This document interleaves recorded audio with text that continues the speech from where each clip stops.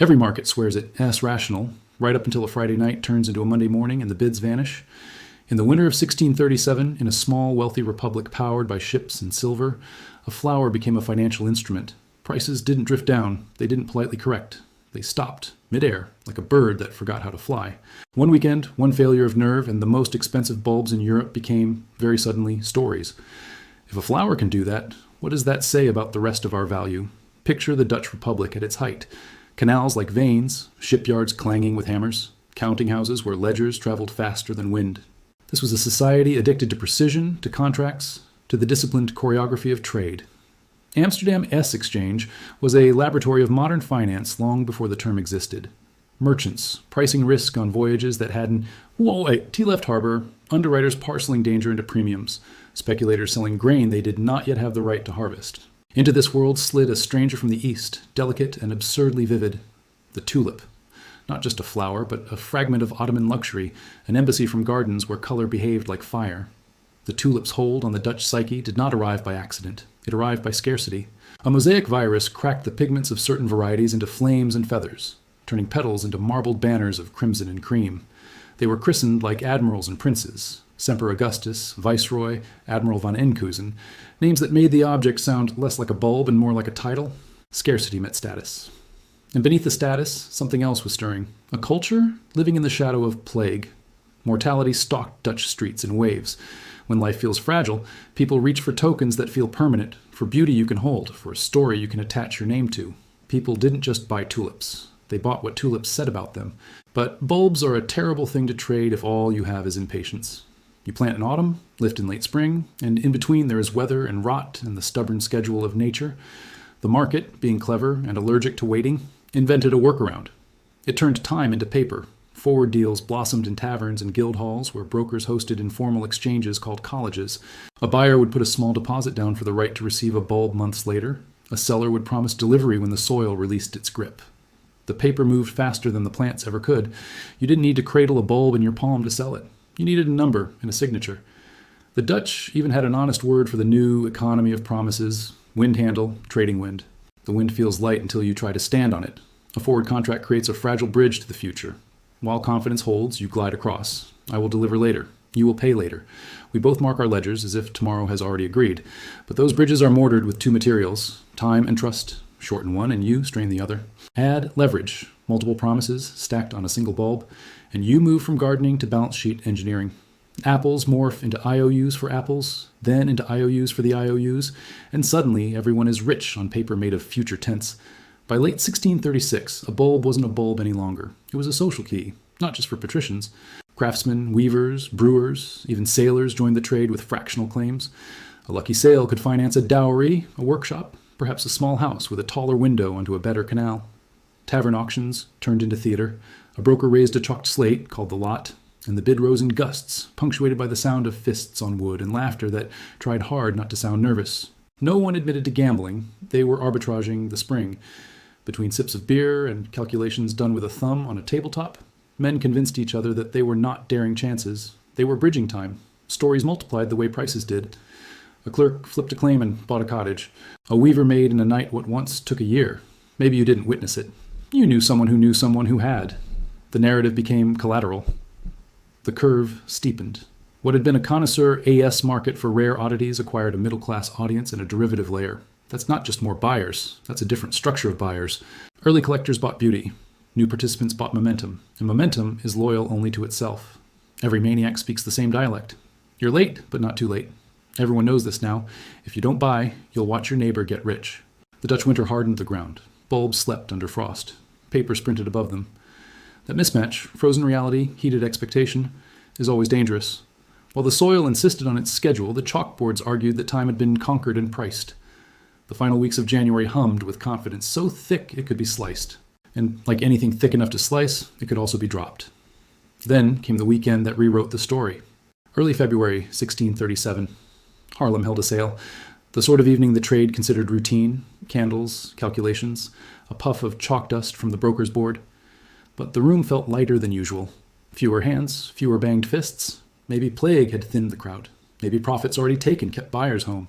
Maybe a man planning to sell first found he needed to sell first. and the tone he set spooked two men who had planned to buy last. The lots did not clear the way they always did. A reserve wasn't met. The chalk waited for a bid that did not arrive. The pause became a silence. The silence turned into a look exchanged across the table. Later, perhaps. Let's see on Monday. In a market of forward promises, price isn't just information, it's oxygen. When one room runs short, the building notices. Word traveled by the most ancient method, mouth to ear, canal, to Alkmaar, to Hoorn, to Amsterdam. The next day, other auctions felt the same weightlessness. Sellers asked where the usual hands had gone. Buyers, suddenly shy, discovered the language of deferral. Let's wait. Let's see where the market is after the weekend. That phrase has ended more manias than any law. Hesitation changes math.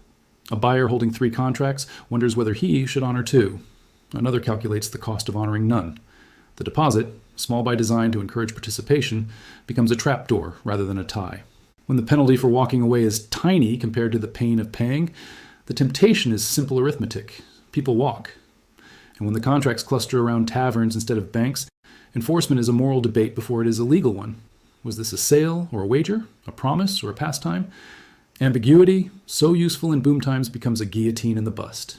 We call what followed a collapse, but the word suggests a neat, dramatic fall from height. In truth, it was a sudden, quiet desynchronization. A market built on synchronized belief slipped out of rhythm. Over weekend, the consensus died. On Friday, you could sell a claim to a bulb you had never touched to a man who trusted your signature more than the soil. On Monday, you could not sell certainty itself. The repricing did not happen in a beautiful line drawn on a chart.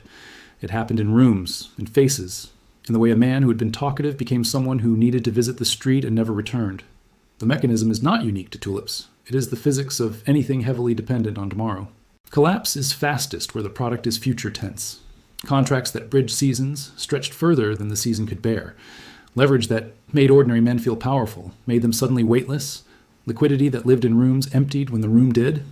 Enforcement that had been a shrug turned into a courtroom riddle. A narrative that said people are getting rich pivoted in an afternoon to people getting stuck, and nobody wants to be the last believer in a story turned cruel. What happened next never satisfies those who prefer tragedy to nuance. The legend says the Dutch economy shattered, that beggars lined canals with sacks of bulbs and a golden age died in a flower bed. It reads well. It is mostly wrong. The aftermath was quieter and more bureaucratic. Cities and provincial estates argued over the nature of the contracts. Were these enforceable sales, or were they wagers, and thus void? Courts and councils issued compromises. Many agreements were voided outright or settled for modest compensation rather than the full euphoric price scribbled in chalk. Some traders were ruined, especially those who had multiplied promises on slim capital. Others absorbed the bruise and went back to the less glamorous businesses of rye and insurance. Ships still departed the Texel. Dutch painters still made light look like religion. A mania can be explosive without being systemically fatal, if it is siloed, and if the credit system has not lent it a spine. But damage did not need to topple a nation to ruin a household. A craftsman who had counted on a spring payout discovered the difference between a promise and a payment. A family that had pledged a daughter as dowry to a paper blossom learned what soil can and cannot do. Trust inside neighborhoods took the blow. Men who had been comrades at a table became antagonists in court. Markets recover faster than reputations. If you want to know what survived, it wasn't just the economy. It was the memory of how quickly a consensus can melt and how gently a weekend can crack a mirror that took a year to polish. Tulip Mania's value lies in the blueprint it left behind. The more an asset depends on tomorrow's buyer, the less it belongs to you. Ownership without the ability to settle on your terms is choreography, not control. Liquidity is not money, it is a mood. On Friday evening, you are rich because the room says you are. On Monday morning, the room is empty. Small deposits are jet fuel. If a tiny stake can command a large notional exposure, you invite the widest crowd in the fastest retreat. Enforcement sets prices in a panic. When I owe you becomes maybe I owe you, the discount isn't 5%. It's 95. And narrative is the deepest leverage of all. Once the story flips, selling is no longer about price discovery. It is about identity protection. People will trade 10%, then 20, then half, just to escape a label they no longer want to wear. If the trigger sounds small, a sale in Harlem that failed to clear, remember what small cracks say about ice. The crack is not the catastrophe.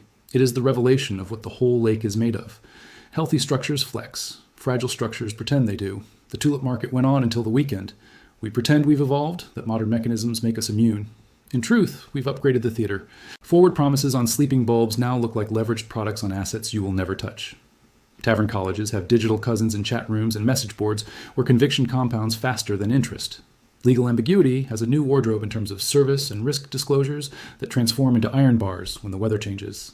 Winter gaps have modern analogs: weekend headlines, platform halts, exchange outages, market makers who discover that their appetite for risk is a weekday luxury.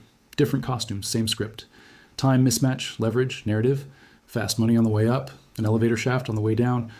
So why do intelligent people keep touching the stove? Because intelligence does not inoculate you against want. The Dutch were not fools. They invented instruments we still use. They ensured voyages with mathematics we still admire. They understood the price of risk in a gale, and they still crowded into taverns to buy paper flowers. We confuse volatility with virtue. Rising prices feel like proof.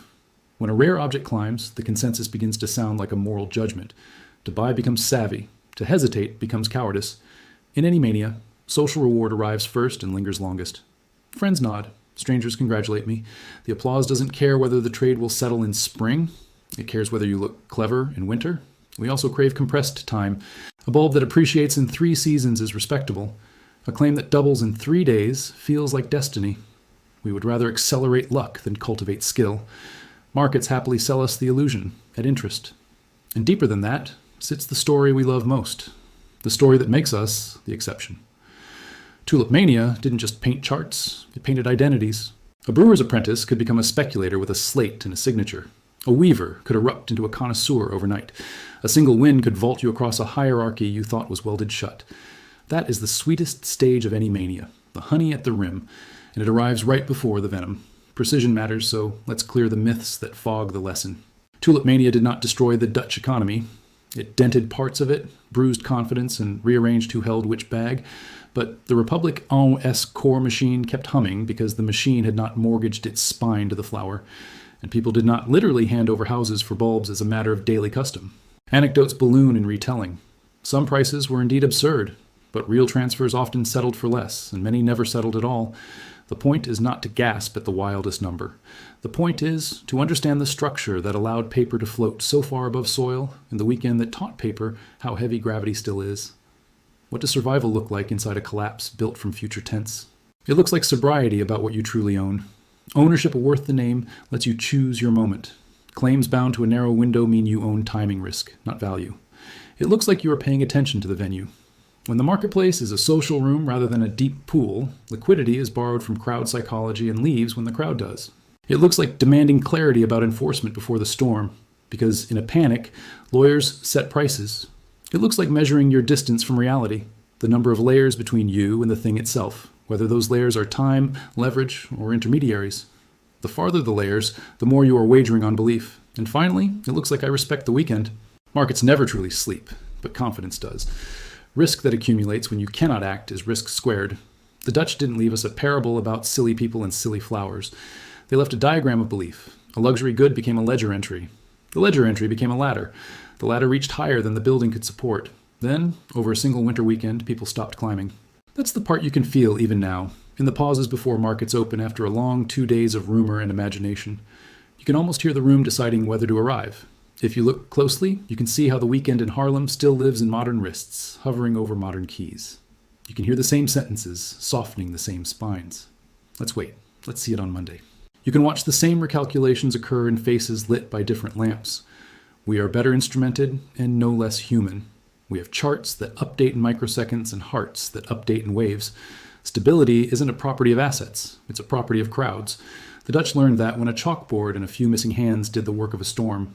So remember the flower for what it did reveal, rather than what stories pretend it destroyed. It revealed a republic willing to innovate in finance and to learn hard lessons without burning its foundations.